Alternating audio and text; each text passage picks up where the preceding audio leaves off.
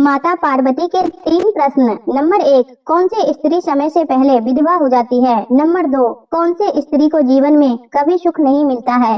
Number 3, कौन सी चीज पत्नी पति को मांगने पर भी नहीं देती है? एक बार भगवान शिव कैलाश पर्वत पर बैठे थे तो माता पार्वती भगवान शिव से मिलने के लिए जाती है और कहने लगती है, प्रभु जब मैं आपसे मिलने के लिए आ रही थी तो मेरी नजर मृत्यु लोक पर पड़ी। वहाँ मैंने क्या देखा कि 3 स्त्रियां जो आपस में सहेली थी, उनमें से 2 स्त्रियां विधवा होकर दुखी जीवन व्यतीत कर रही थी, जबकि एक स्त्री सुहागिन होकर अपने पति के साथ सुखी जीवन व्यतीत कर रही थी। प्रभु यह बात मेरी समझ में नहीं आई, इसलिए मेरे मन में 3 प्रश्न गूंजने लगे। अब मैं आपसे यह चाहती हूँ कि आप मेरे तीनों प्रश्नों के उत्तर देकर मुझे संतुष्ट करने की कृपा करें। इस प्रकार माता पार्वती की बातों को सुनकर भगवान शिव कहते हैं, पार्वती तुम मुझे अपने तीनों प्रश्न बताओ, मैं तुम्हें तुम्हारे प्रश्नों के उत्तर देकर पूरी तरह संतुष्ट करने का प्रयास करूंगा। अब माता पार्वती कहती है, प्रभु मेरा पहला प्रश्न है, कौन सी स्त्री समय से पहले विधवा हो जाती है? मेरा दूसरा प्रश्न है, कौन सी स्त्री को जीवन में कभी सुख नहीं मिलता? और मेरा तीसरा प्रश्न है, कौन सी चीज ऐसी है जो एक पत्नी अपने पति को मांगने से भी नहीं देती? इस प्रकार माता पार्वती के प्रश्न सुनकर भगवान शिव कहने लगे, पार्वती तुम जिन स्त्रियों की बात कर रही हो उनमें से 2 स्त्रियां विधवा होकर अपना दुखी जीवन व्यतीत कर रही है और वहीं पर एक स्त्री सुहागन होकर अपने पति के साथ में अपना सुखी जीवन व्यतीत कर रही है। तुम जानना चाहती हो आखिरकार ऐसा क्यों है? तो मैं तुम्हें एक छोटी सी कहानी सुनाता हूँ। इस कहानी को बहुत ही ध्यान से सुनना। आधी अधूरी कहानी सुनने वाले को आधा अधूरा ही ज्ञान प्राप्त होता है, जो जीवन में कभी काम नहीं आता है, क्योंकि तुम्हारे तीनों प्रश्नों के उत्तर इस छोटी सी कहानी में समाये हुए हैं। इस कहानी को यदि तुमने ध्यान से सुना तो तुम्हारे तीनों प्रश्नों के उत्तर तुम्हें अवश्य मिलेंगे और तुम्हें संतुष्टि प्राप्त होगी। माता पार्वती कहती है, प्रभु मैं आपकी बात से सहमत हूँ, आप कहानी शुरू करो, मैं कहानी को पूरे मन से सुनूंगी और जब तक आप कहानी बोलोगे तब तक मेरा मन किसी दूसरे स्थान पर नहीं जाएगा।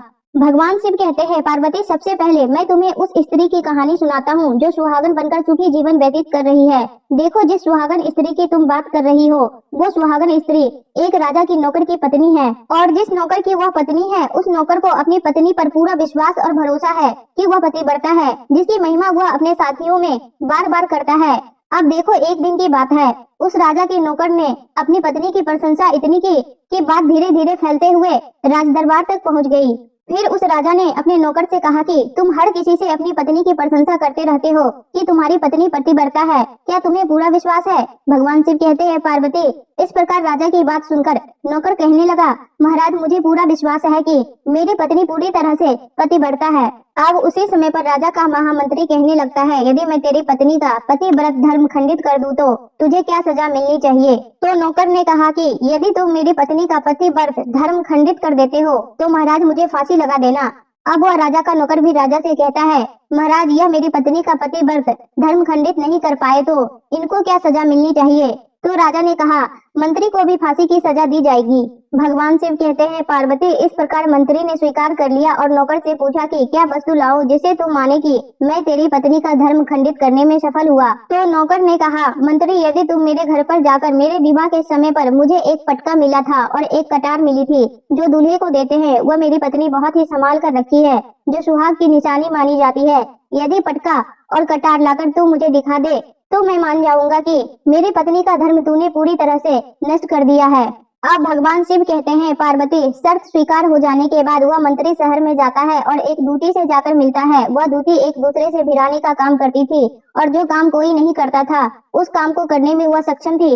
फिर इस प्रकार उस मंत्री ने दूती को अपने स्वार्थ के लिए बुलाया और दूती से कहा, देखो इस नाम का एक व्यक्ति है, उससे मेरी शर्त लगी है। और फिर उसने उस शर्त के बारे में उस दूती को सारा कुछ बता दिया। फिर वह उस दूती से कहने लगा कि तू कैसे भी करके उस स्त्री से मेरा संपर्क करवा दे, तुझे जितना धन चाहिए मैं उतना धन दूंगा। भगवान शिव कहते हैं, पार्वती इस प्रकार मंत्री की बात सुनकर दूती कहने लगी, भाई तू उस औरत के बारे में बात मत कर, वह औरत पूरी तरह से पतिव्रता है, वह तेरी ओर देखेगी भी नहीं, तेरी शक्ल भी नहीं देखेगी और उसके परिवार वाले भी खूंखार है, तेरी खाल उतार लेंगे। तो मंत्री कहने लगा, ठीक है, यदि तू मेरा उससे संपर्क नहीं करवा सकती है तो एक काम कर दे, उसके घर जाकर पटका और कटार चुरा कर ला दे और उसकी पत्नी के गुप्तांग के पास में कोई चिन्ह हो तो वह चिन्ह भी देखकर मुझे बता दे, फिर मैं तुझे मुंह मांगा इनाम दूंगा। भगवान शिव कहते हैं, पार्वती यह बात दूती की समझ में आ गई। उसने कहा, ठीक है, मैं तुम्हारा काम अवश्य करूंगी। नौकर शहर में रहता था। दूती नौकर के घर जाती है और उसकी पत्नी से जाकर बोलती है, बेटी मैं तेरे पति की बुआ हूँ, मैं कई वर्षों बाद आई हूँ।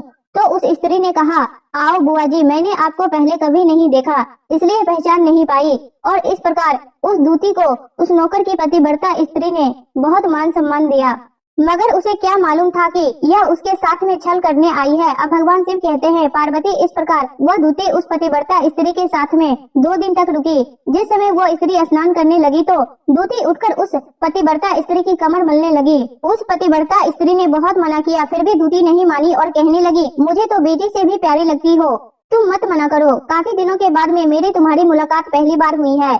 अब ऐसा कहकर दूती मुंह पर हाथ फेरने लगी और फिर आंखों को धोने के बहाने से उस दूती ने उस पतिव्रता स्त्री की आंखों में पानी मार दिया और उस स्त्री की आंखें बंद हो गई। इस प्रकार उस पतिव्रता स्त्री के गुप्तांग के पास जांघ पर एक तीर था जो उस दूती ने देख लिया, बस उसका काम बन गया। उधर स्नान करने के बाद जब वह पतिव्रता स्त्री रसोई में खाना बनाने गई तो दूती को मौका मिल गया और उसने पटका और कटार उस नौकर के घर से चुरा लिया और वहां से चुपके से भाग गई और जाकर दूती ने वह पटका और कटार मंत्री को दे दी और उस पतिव्रता स्त्री के जांघ पर तीर के निशान भी बता दिए। भगवान शिव कहते हैं, पार्वती फिर वो मंत्री पटका और कटार लेकर सीधा राजा के दरबार में पहुंचा और राजा से जाकर कहा, महाराज मैं नौकर की पत्नी के साथ में 2 दिन बिताए और यह पटका और कटार उसी के हाथों से लेकर आया हूँ। फिर तो राजा ने दरबार लगाया और नौकर को बुलाया तथा महामंत्री से सभा में पटका और कटार नौकर को दिखाने के लिए कहा।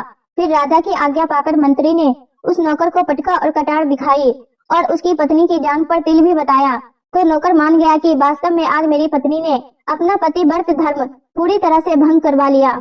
भगवान शिव कहते हैं, पार्वती फिर तो राजा ने फांसी का दिन 15 दिन के बाद रख दिया और कहा नौकर को 15 दिन के बाद फांसी पर चढ़ाया जाएगा। इस प्रकार नौकर से उसके अंतिम इच्छा पूछी तो नौकर ने कहा कि मैं अपनी पत्नी से अंतिम बार मिलना चाहता हूँ। भगवान शिव कहते हैं, पार्वती इस प्रकार राजा ने उस नौकर को आज्ञा दे दी कि ठीक है, तुम अपनी पत्नी से मिल सकते हो। फिर नौकर अपने घर गया और अपनी पत्नी से कहा कि तुमने मेरे साथ में बहुत बड़ा धोखा किया। मैंने तुम्हारे विश्वास पर मंत्री से ऐसी शर्त लगाई थी कि राजा के दरबार में राजा के सामने मैंने कहा था कि मेरी पत्नी का पतिव्रत धर्म कोई नष्ट कर दे तो मुझे फांसी लगा देना। अब मुझे 15 दिन के बाद फांसी लगा दी जाएगी। मेरे साथ विश्वासघात करके तुमने ठीक नहीं किया। भगवान शिव कहते हैं, पार्वती उस पतिव्रता स्त्री ने अपने पति को सारी बात बताई, मगर उसे विश्वास नहीं हुआ और पुनः वह राजा के दरबार में पहुंच गया। फिर उसे कैद में डलवा दिया गया। भगवान शिव कहते हैं, पार्वती उधर उस नौकर की पतिव्रता पत्नी ने परमात्मा को याद किया और अपना भेष बदलकर राजा के दरबार में गई। राजा से नाच दिखाने की आज्ञा मांगने लगी क्योंकि वह स्त्री बहुत ही सुंदर थी और उधर राजा शौकीन था, इसलिए राजा ने आज्ञा दे दी। सभी मंत्री आदि उपस्थित होकर इस सुंदरी का नाच करवाने की पूरी व्यवस्था की। भगवान शिव कहते हैं, पार्वती फिर तो सब मंत्री महामंत्री राजा आदि दरबार में उपस्थित हुए। फिर उस नौकर की पत्नी ने जब नाचना शुरू किया तो राजा को उस स्त्री का नाच बहुत ही सुंदर लगा। फिर राजा ने कहा, तुम मुझसे क्या मांगना चाहती हो? तुम जो भी मांगोगी मैं तुम्हें वही दूंगा। भगवान शिव कहते हैं, पार्वती फिर उस नौकर की पतिव्रता पत्नी ने कहा, महाराज आपकी सभा में मेरा चोर है जिसने मेरे रुपये लिए थे मगर आज तक वापस नहीं दिए, उसे फांसी की सजा दे दीजिए। अब राजा ने कहा, ठीक है, बताओ मेरे दरबार में तुम्हारा चोर कौन है, उसका नाम क्या है, मैं उसको फांसी की सजा अवश्य दूंगा। भगवान शिव कहते हैं, पार्वती फिर उस नौकर की पतिव्रता पत्नी ने कहा, महाराज आपका मंत्री मेरा चोर है, आप इसको फांसी की सजा दे दीजिए। अब उधर जैसे ही मंत्री ने सुना कि यह सुंदर स्त्री मुझे अपना चोर बता रही है तो मंत्री कहने लगा कि महाराज मैं कसम खाकर कहता हूँ कि मैंने इसको कभी आज तक नहीं देखा, तो मैं इसकी चोरी कैसे कर सकता हूँ? मैंने आज तक इसकी शक्ल ही नहीं देखी है। आप भगवान शिव कहते हैं, पार्वती जैसे ही मंत्री ने कहा कि मैंने इस सुंदरी की शक्ल आज तक नहीं देखी है तो वह सुंदरी कहने लगी कि महाराज यदि यह मंत्री मुझे जानता नहीं है तो आप इससे ये पूछिए कि यह पटका और कटार कहाँ से लाया था। मैं उस नौकर की पत्नी हूँ जो आपके यहाँ नौकरी करता है और आप मेरे निर्दोष पति को फांसी पर चढ़ाने वाले हैं। अब मैं आपको पूरी कहानी सुनाती हूँ। ये जो आपका मंत्री है इसने मेरे पास अपनी एक दूती को भेजकर मेरी जान के तिल का पता लगाया और उसने ही यह पटका और कटार चुराकर इसको लाकर दे दी।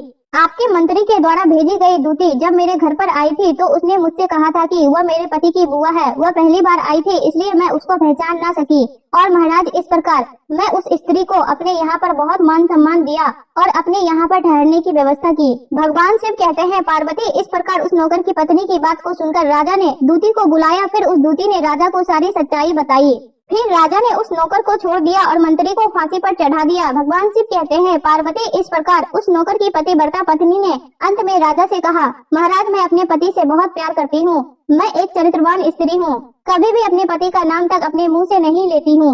अब भगवान शिव कहते हैं, पार्वती मेरी कहानी पूरी हुई, अब तुम अपने तीनों प्रश्नों के उत्तर सुनो। तुम्हारा पहला प्रश्न था, कौन सी स्त्री समय से पहले विधवा हो जाती है? तो जो स्त्रियां अपने पति का नाम लेती है वह समय से पहले ही विधवा हो जाती है, क्योंकि पति का नाम लेने से पति की उम्र कम हो जाती है और समय से पहले ही उनके पति की मृत्यु हो जाती है। ऐसी स्त्रियां जो अपने पति का नाम लेती है वह समय से पहले ही विधवा होकर एक दुखी जीवन व्यतीत करती है। बस यही राज की बात है कि तुम जिन 3 सहेलियों की बातें कर रही थी उनमें से 2 विधवा थी और एक यह नौकर की पत्नी थी जो पतिव्रता स्त्री थी। यह पतिव्रता स्त्री कभी भी अपने पति का नाम अपने मुंह से नहीं लेती थी। उधर वह 2 स्त्रियां जो विधवा होकर जीवन को दुखी से जी रही है वो हमेशा अपने पति का नाम लेकर ही बुलाती थी, जिसकी वजह से उनके पति की उम्र कम हुई और फिर वह दोनों स्त्रियां समय से पहले ही विधवा हो गई और आज वह दुखी जीवन व्यतीत कर रही है। इसलिए कभी भी स्त्री को अपने पति का नाम अपने मुंह से नहीं लेना चाहिए। अब तुम्हारा दूसरा प्रश्न था कि कौन सी स्त्री को जीवन में कभी भी सुख नहीं मिलता? तो समझ लो, जो स्त्रियां अपने पति के बिना अनुमति के किसी तीर्थ स्थान या उत्सव पर जाती है उनके जीवन में कभी सुख नहीं आता। ऐसी स्त्रियां जीवन में दुखी रहती है और उन्हें पति का कभी प्रेम नहीं मिलता। अब भगवान शिव कहते हैं, पार्वती तुम्हारा तीसरा प्रश्न था कि ऐसी कौन सी चीज है जो एक पत्नी अपने पति को मांगने से भी नहीं देती? तो समझ लो, वह चीज गाली है। एक चरित्रवान स्त्री अपने पति को गाली नहीं दे सकती। जो स्त्री गाली देती है वो स्त्री कभी भी चरित्रवान नहीं हो सकती और ऐसी स्त्री जीवन भर रोती है। उसके जीवन में कभी भी सुख की घड़ी नहीं आती है और समय से पहले ही ऐसी स्त्री विधवा हो जाती है। इस प्रकार भगवान शिव के मुंह से सुनकर माता पार्वती तीनों प्रश्नों से संतुष्ट होकर कहती है, प्रभु वास्तव में जो स्त्री चरित्रवान होती है वह कभी दुखी जीवन नहीं जीती, क्योंकि ऐसे घर में लक्ष्मी का सदा वास होता है और वह घर धन्य धान्य से हमेशा भरा रहता है। ऐसी स्त्रियां हमेशा घर को स्वर्ग बना देती है।